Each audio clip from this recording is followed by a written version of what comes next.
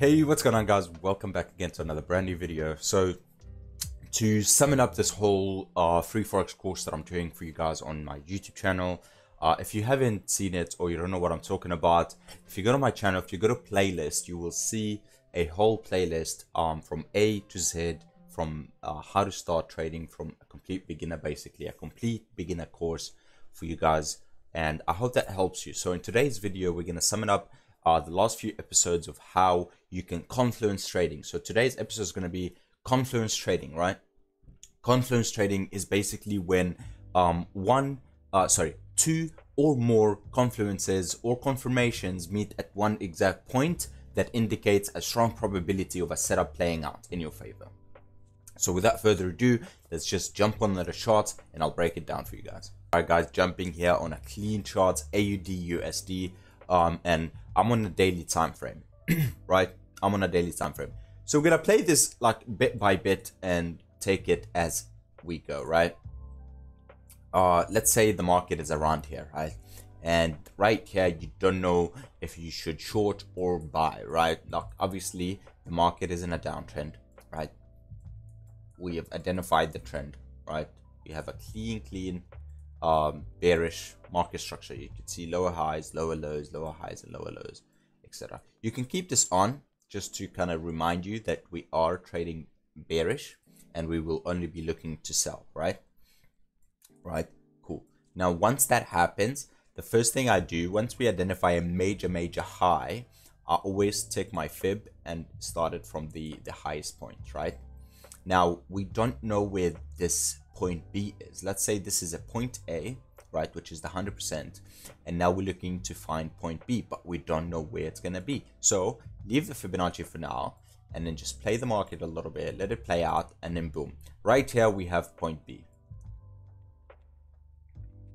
and boom, right there you've now identified a leg, right, which is a push to the downside, and now you're waiting for a retracement to take a sell based on the Fibonacci, right?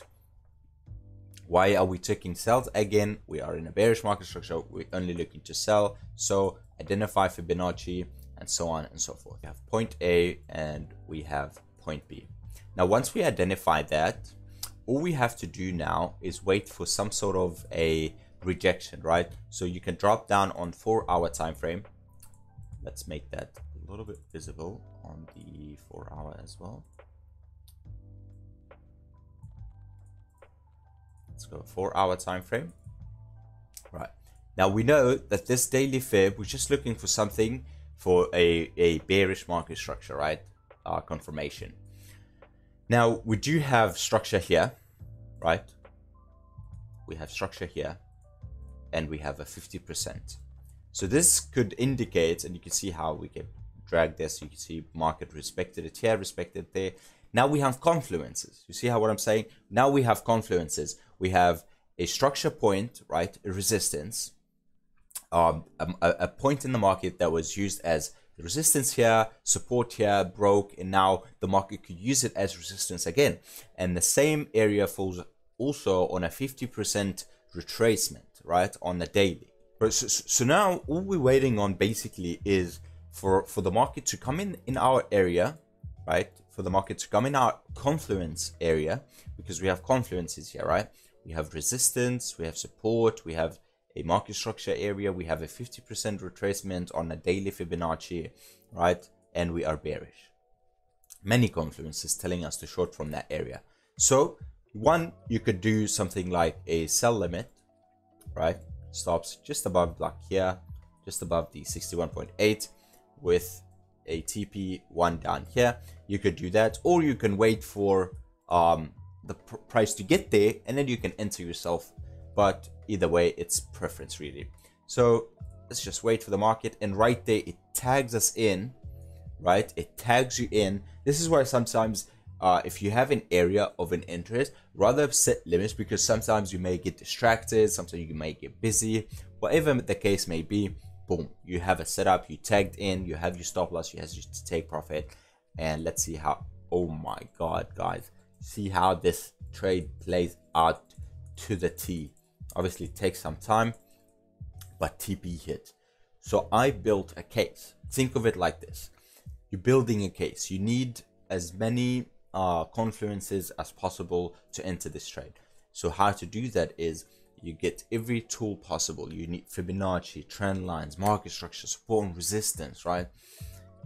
It's just that simple, guys. So this is a setup for obviously a short position.